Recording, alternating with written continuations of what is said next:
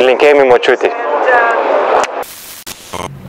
Šiandien tai turėjom labai gražias sąlygas, lengvą vėjuką, starte įvykdėm savo planą, startavom su greičiu, laiku, toj pusėje, kurioje norėjom, nes pašnekėjom, kad norėtųsi į dešinę plaukti, dar padėjo, kad konkurentai ten truputėlį kovoje įsivėlė.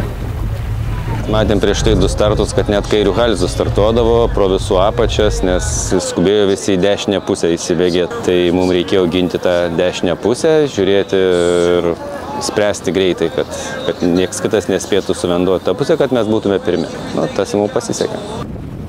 Brazilai nespėjo įsibėgėti, ten apačioje Lenkai irgi nespėjo įsibėgėti ir jie startą padarė, ten stovėdami beveik vietoje, tai jie ten kol apsisuko, jie buvo jau automatiškai jau dalį pralošę atstumą didelę. Tai vat, geras startas, galima sakyti, pusę darbo.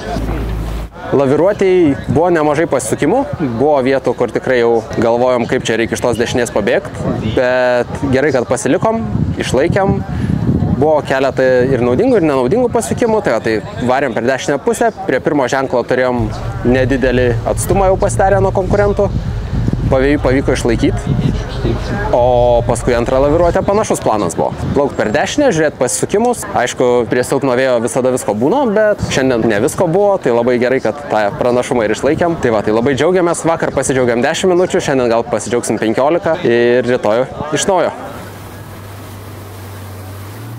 Realiai to buriavimo turim nemažai, nors atrodo plaukiam tik tai valandą, bet visada pasižiūrim, kaip visi konkurentai praplaukė, pasižiūrim, pasianalizuojam savo plaukimus, tai iš tos valandos išauga vos nepilna darbo diena.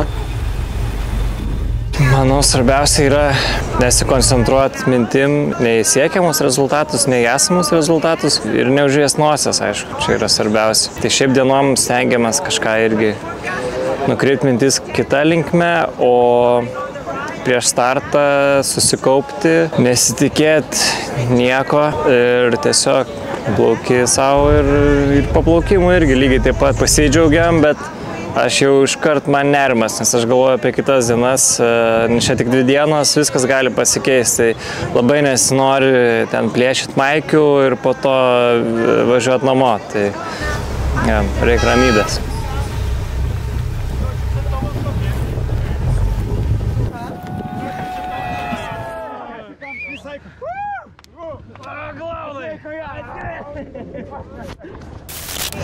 Norėjau padėkoti visiems, kurie mus palaiko, stebi, seka ir tiki mumis.